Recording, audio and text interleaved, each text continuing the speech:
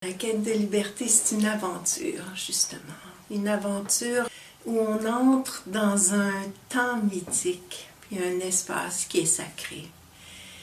C'est en même temps une coupure avec notre quotidien et un approfondissement de notre propre histoire. C'est pas coupé du quotidien, de ce qu'on vit, mais ça nous permet de saisir plus la profondeur de notre histoire personnelle en lien avec des thèmes qui sont universels, qui ne nous appartiennent pas uniquement à nous comme individus, mais qui appartiennent à l'humanité.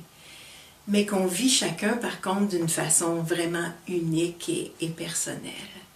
C'est l'histoire d'une vie, finalement, mais de la vie aussi, qui commence par la naissance, qui a une durée que je pourrais appeler le voyage et qui peut devenir une quête véritablement, et qui se termine par la mort, et qui se continue par une renaissance.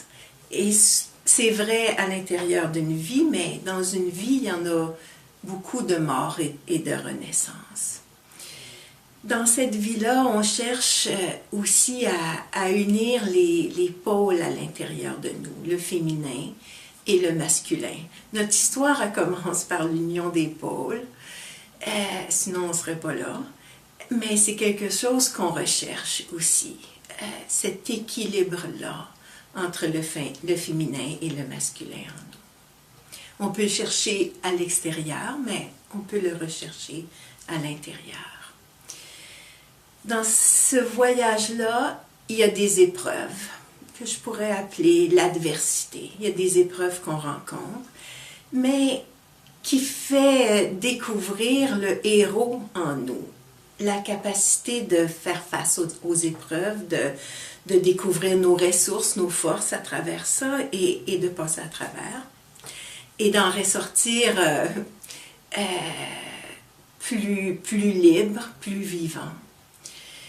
Et ça, c'est les paires d'opposés, les grands thèmes qu'on va aborder dans la quête de liberté. Mais le principal, c'est le soi, qui est le centre de notre être. Et ce lieu-là où les opposés s'unissent.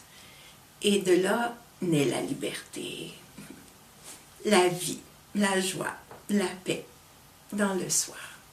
C'est sûr que chacun de ces thèmes-là pourrait être approfondi, puis ce serait intéressant d'en dire un peu plus concrètement. La mort, la renaissance, comment ça se vit dans notre vie. Le féminin, le masculin, le héros, l'adversité.